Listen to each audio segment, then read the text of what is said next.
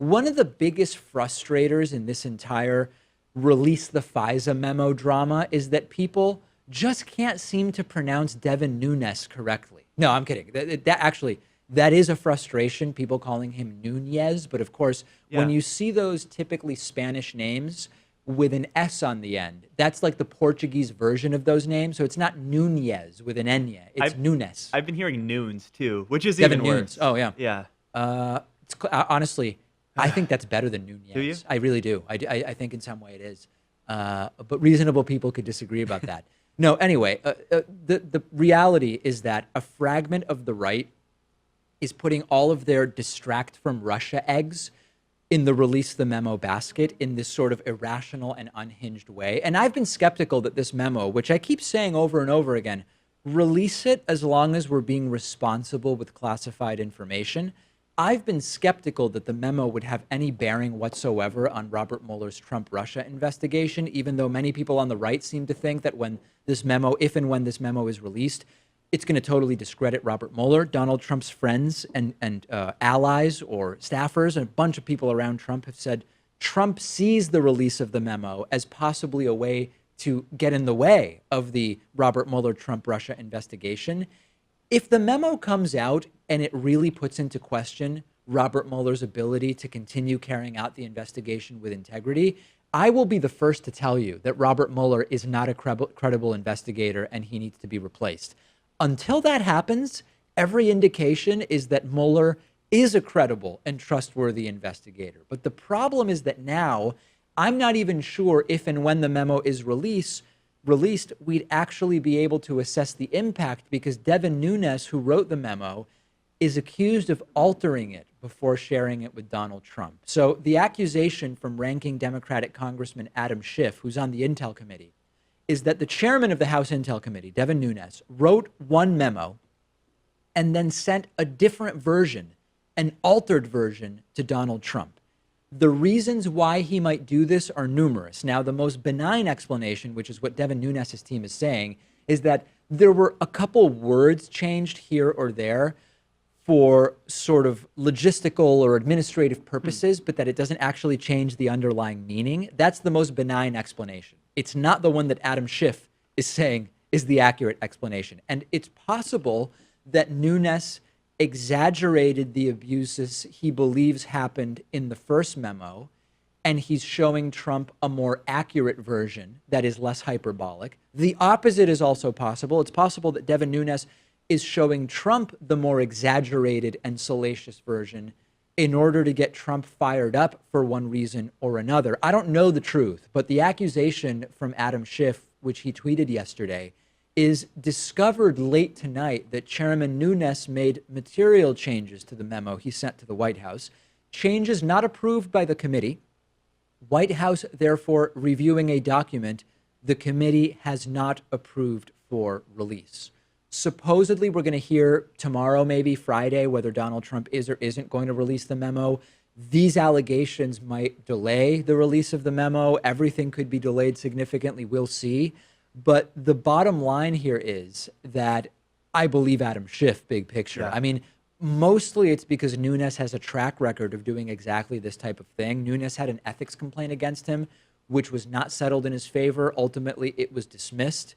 But it was not settled in his favor regarding the disclosure of classified information. According to lawfare, Nunes didn't allow the FBI and DOJ to look at both his memo and Adam Schiff's response, because they say that why would they allow a committee that's in part investigating Nunes to evaluate his memo? It's all just sort of weird. But the big picture is, if you ask me who I believe Adam Schiff here. Yeah, I'm so sick of Devin Nunes. He's not an honest actor. He was part of the Trump transition team, so I don't know how he can even be on this committee right now. To begin with, in this investigation. And then he briefed the subject of the investigation on the progress of the investigation. Remember when he ran to the White House and told Trump what was going on based on information that he got from the White House initially? He said he was going to back away from the Russia investigation. Then he didn't recuse himself. And now we have this memo stuff. And wasn't even that sort of ambiguously worded, where he said he would be stepping away from the investigation, which, I mean, listen, just because you hear him say I'm stepping away and you report he's recusing himself, he didn't say he was recusing himself.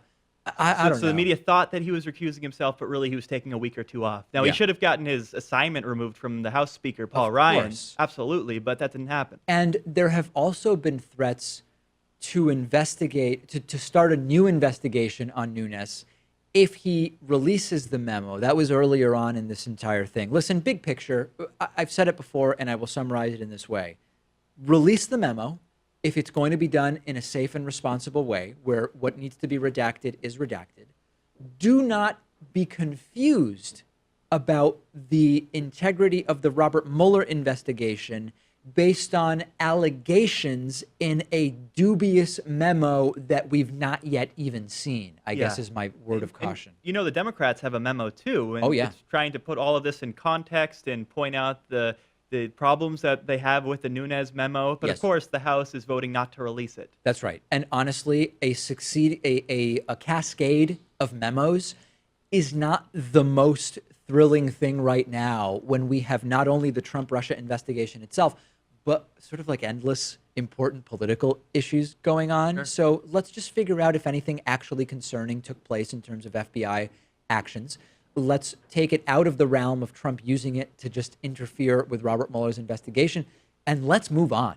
And a lot of discussion about the memo on the David Pakman Show subreddit. You can participate in those conversations if you'd like at davidpakman.com/reddit. Today's episode of the David Pakman Show is made possible in part by Brilliant. Brilliant's this amazing website that lets you engage in fun and interesting problems and puzzles to learn more about almost anything related to math, science, and engineering. It's a really vibrant community of over 5 million members. It brings together expert knowledge, the experience of students and educators and professionals from all over the world.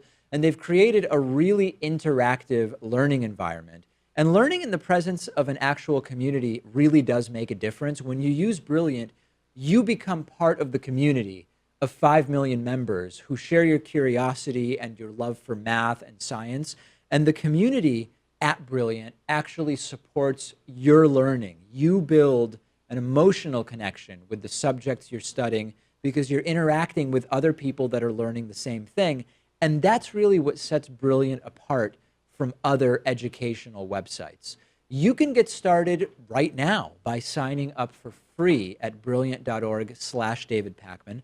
And if you're one of the first 200 people who visit brilliant.org/David Pakman and sign up, you will get 20% off an annual premium membership if you want it.